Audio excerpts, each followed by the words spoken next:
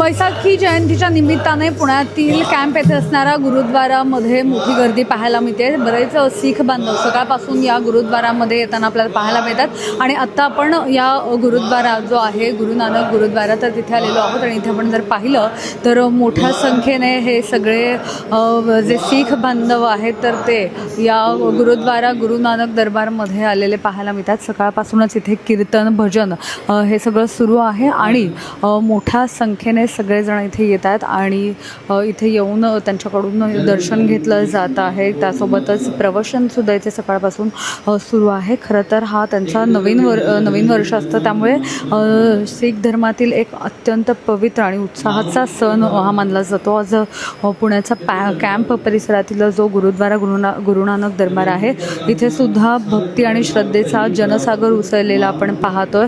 आपण जर इथे पाहिलं तर हा संपूर्ण परिसर अतिशय सुंदर फुलांनी आणि रोषणाईने सजलेला आहे। इथे जेव्हा आपण आत आलो तेव्हा एक भव्य फुलांची सजावट आहे आणि ती सर्वांचं लक्ष वेधून घेते आहे, ज्यावर गुरु गोविंद सिंह यांचे वचन लिहिलेलं आहे, खालसा मेरे रूप है खास। याचा अर्थ असा की खालसा हे गुरूंचे स्वतःचे रूप आहे, जे धैर्य आणि सत्य आणि समानतेचं प्रतीक आहे, सोबतच श्रद्धेचं प्रतीक आहे आणि खंडात चिन्ह देखील ठिकठिकाणी दिमाखात दिसत आहे।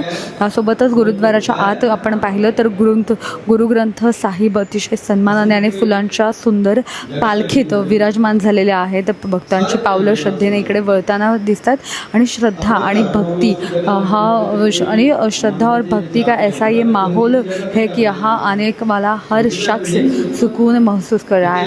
सलग सुरू असलेल्या अरदास आणि कीर्तनामुळे संपूर्ण हे वातावरण जे आहे तर ते आध्यात्मिक झालेले आहे आणि वैशाखी म्हणजे केवळ हा उत्सव नाही आहे, तरी ती सेवेची शिकवण आहे। जसं आपण बाहेर खाली सुद्धा पाहिलं की लंगर सेवा सुरू आहे, सगळ्यांकडून एकमेकांना मदत केली जाते, पाणी दिलं जात आहे। त्यासोबतच इकडनं येताना जाताना लोकांचे पाय भाजू नये त्यासाठी खाली चटया अंतरलेल्या आहेत, त्याच्यावर वारंवार पाणी टाकलं जात आहे।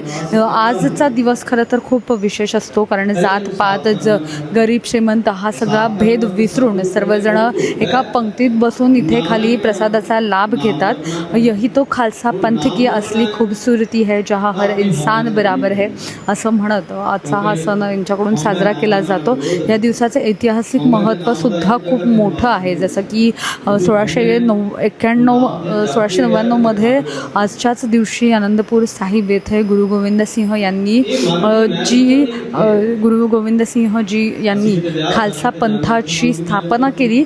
त्यांनी पंच प्यारे यांना अमृत पाजून ही ओळख दिली आणि त्यांच्यासमोर स्वतः नतमस्तक होऊन त्यांनी दीक्षा घेतली।